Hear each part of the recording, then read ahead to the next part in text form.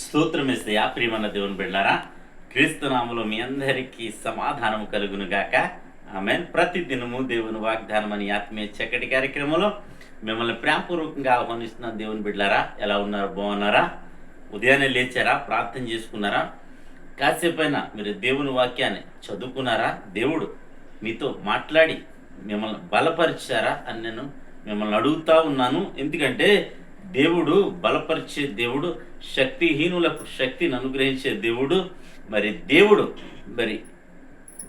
ఏ దిక్కు లేని వారికి ఆయనే దిక్కుగా దేవుడు ఉన్నాడు గనక ప్రతి ఒక్కరూ ఆశా ప్రవక్త ఎలా అంటాడు, ఏమనంటే ఆకాశం ముందు నువ్వు తప్ప నాకు ఎవరున్నారు, నీవు నాకుండగా ఈ లోకంలోనిది ఏది నాకు అక్కర్లేదని ఆశా ప్రవక్త చెప్పినట్టు దినం దేవుని మీద నువ్వు ఆధారపడుతున్నావా?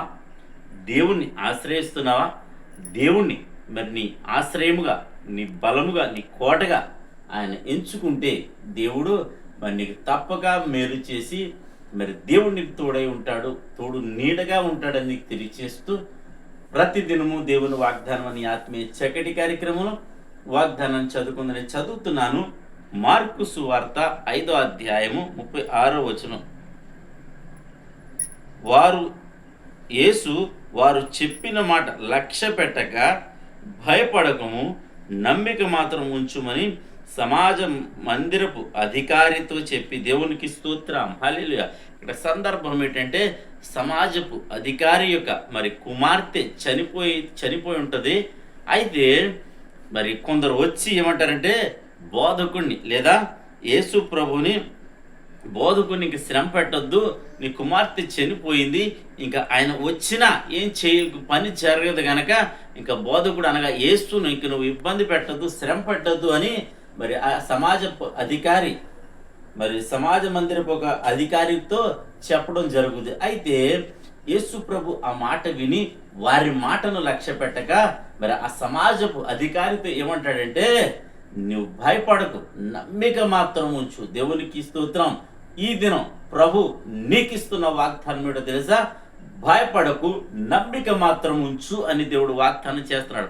దీన్ని బట్టి మనం ఏం తెలుసుకోవాలంటే, నా పరిస్థితిలో ఈ సమాజపు అధికారి కుమార్తె చనిపోయినప్పటికీ కూడా దేవుడు ఏమంటాడంటే భయపడద్దు, నమ్మిక మాత్రం ఉంచు అన్నాడంటే ఆ యొక్క అధికారి కుమార్తె తిరిగి బ్రతకబోతుంది. దేవునికి స్తోత్రం. హల్లెలూయా. అయితే ఈ దినం నీ పరిస్థితి ఏ విధంగా ఉందో నాకైతే తెలియదు, కానీ అన్ని కోల్పోయిన స్థితిలో ఉన్నావేమో, మృత తుల్యమైపోయిన స్థితిలో ఉన్నావేమో, నా వ్యాధులు బాధలు ఈ ఉన్న శోధనలో ఇంకా తొలగవనే స్థితికి వచ్చావేమో, ఒకవేళ నీ వ్యాపారం వ్యవసాయం పాడి పంటలు సమస్తములో ఒకవేళ నష్టపోయి ఇంక నేను లేవలేని స్థితికి వచ్చాను అని నువ్వు అనుకుంటున్నావేమో. అయితే నా ప్రభువు నీకు ఇస్తున్న వాగ్దానం ఏమిటో తెలుసా? భయపడకము, నమ్మిక మాత్రం ఉంచు, ఈ స్థితి నుంచి ఉన్నత స్థితిలోకి నిన్ను తీసుకువెళ్ళబోతున్నానని దేవుడు వాగ్దానం చేస్తున్నాడు. కనుక ప్రియ సహోదరుడా, సహోదరి, మీరు ధైర్యం తెచ్చుకోండి. ఈ వాగ్దానం ద్వారా దేవుడు నీతోనే మాట్లాడుతున్నాడు కనుక ఈ వాగ్దానం నా సొంతం, నా కోసమే దేవుడు నా జీవితంలో ఈ వాగ్దానాన్ని నెరవేరుస్తాడని ఒకవేళ ధైర్యం కలిగి విశ్వాసంతో ప్రార్థన చేసుకోగలిగితే ఈ వాగ్దానాన్ని ఎత్తిపెట్టి ఈ సమాజ మందిరపు అధికారికి ఏ విధంగా అయితే తన కుమార్తె బ్రతికిందో కిందకి వెళ్ళినట్టు చూస్తే నీ జీవితంలో రానున్న దినాల్లో ఒక అద్భుతాన్ని నువ్వు చూడబోతున్నావు నీకు తెలియచేస్తూ దేవుడి మాటలు దీవించును గాక. ఆమెను ప్రార్థన చేసుకుందాం. స్తోత్రము తండ్రి, వందనాలు యేసయ్యా. ప్రతిదినము దేవుని వాగ్దానం అని ఆత్మీయ చక్కటి కార్యక్రమంలో తండ్రి మీరు ఇస్తున్న వాగ్దానమును బట్టి స్తోత్రాలు నాయన. ఈ దినం నీ ప్రజలైన మాకు అందరికీ యూట్యూబ్ ద్వారా, షేర్ చాట్ ద్వారా, ఫేస్బుక్ ద్వారా ఈ రోడ్డు మార్గం వెళ్తూ చదువుతున్నారు వారందరికీ నువ్వు ఇస్తున్న వాగ్దానము తండ్రి, భయపడకము, నమ్మిక మాత్రం ఉంచుమని వాగ్దానం చేస్తున్నావు ప్రభా. మా పరిస్థితి నాయన ఏ స్థితి అయినాను చాలిన దేవుడు నువ్వు గనక భయపడొద్దని సెలవిస్తున్నావు కనుక మేము భయపడక ధైర్యం కలిగి నమ్మిక ఉంచి నేను కార్యాలు చూసినట్లు నీ కృపను అనుగ్రహించమని మా యొక్క మనోనేత్రాలను వెలిగించమని ప్రార్థిస్తున్నాం. ఎంతమంది ప్రజలు ఈ సమయంలో నేను మా జీవితాలు అయిపోయింది ఇంకంతా శూన్యమే అనుకుంటున్నారు, వారందరి జీవితంలో నేను వెలుగులు నింపమని ప్రార్థిస్తున్నాను. రోగులుంటే స్వస్థపరచమని ప్రార్థిస్తున్నాను తండ్రి. స్తోత్రాలు. యవనస్తులకు చక్కటి సంబంధాలు అనుగ్రహించమని ప్రార్థిస్తున్నాను తండ్రి. గర్భఫలం లేని బిడ్డలకి నా తండ్రి నాయన ఎంత కాలం అయినప్పటికీ నేను బిడ్డలు లేనప్పటికీ వారికి నైనా మీరు సంతానం అనుగ్రహించి సమర్థుడు, భయపడకము నమ్మిక ఉంచమంటున్నావు తండ్రి. వారిని నమ్మిక ఉంచి పొందుటకు సహాయం చేయమని ప్రార్థిస్తున్నాను. అలాగే మా గ్రామాలని, మా రాష్ట్రం, మా దేశాలని కాచి కాపాడమని ప్రార్థిస్తున్నాను.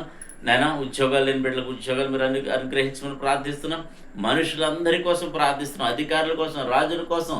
నాయన మా భారతదేశ అధికారులు, రాజులు, నేను పారిశుద్ధ్య కార్మికుల మొదలుకుని ఉన్నతమైన అధికారుల వరకు నీ కాపుదల ఉంచమని ప్రార్థిస్తున్నాను. సేవకులు ఉన్నారు, సంఘాలు ఉన్నాయి, ప్రతి ఒక్కరికి నీ కాపుదల ఉంచమని ప్రార్థిస్తున్నాను తండ్రి.